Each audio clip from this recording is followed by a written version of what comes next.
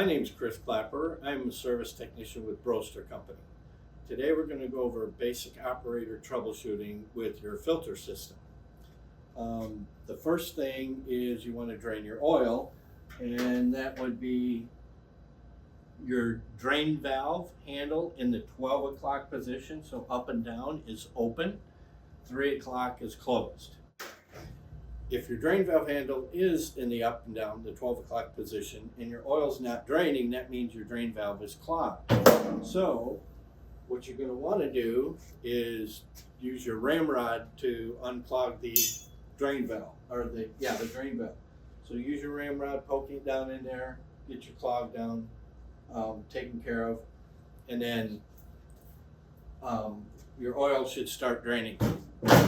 Once it's down into the filter pan, if you turn your filter pump on, then and nothing happens, then you're going to want to go to the back of the machine and where the motor is, and on the back of the motor there's a little red button, and you want to push that in, push it kind of hard. If it clicks, that means it was tripped and it should start working. If you pushed it and it clicks or doesn't click and it still doesn't work, then your pump's probably jammed and you're going to want to call for service. If you've turned the filter pump on, you don't hear it running, but you can put your hand on the motor and you feel the motor vibrating, that means that the pump is seized up.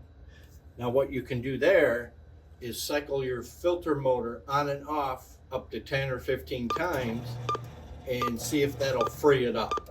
And sometimes it does, and you're good to go. And if it doesn't, call for service.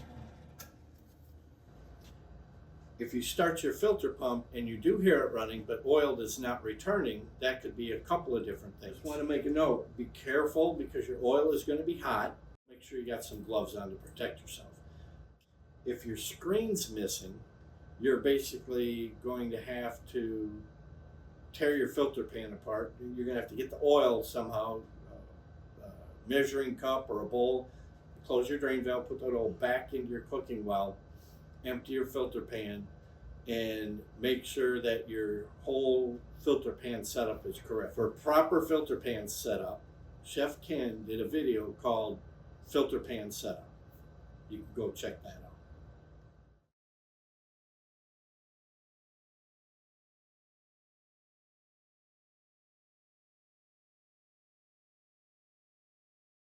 It could be that your filter pan's not pushed in all the way.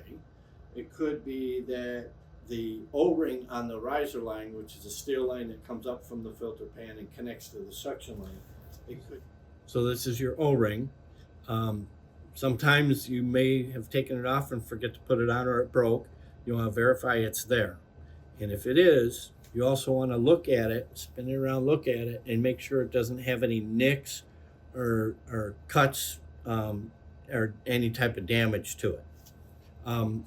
It's always smart to keep a couple of extra O-rings on hand, not only for your riser line, but for your cover. Carefully pull it out real slow, just about 4 or 5 inches, and then with your filter pump running, you want to put your thumb over the suction line, and if you feel suction, then the problem is within your filter pan. If you don't feel suction, you're going to have to call for service.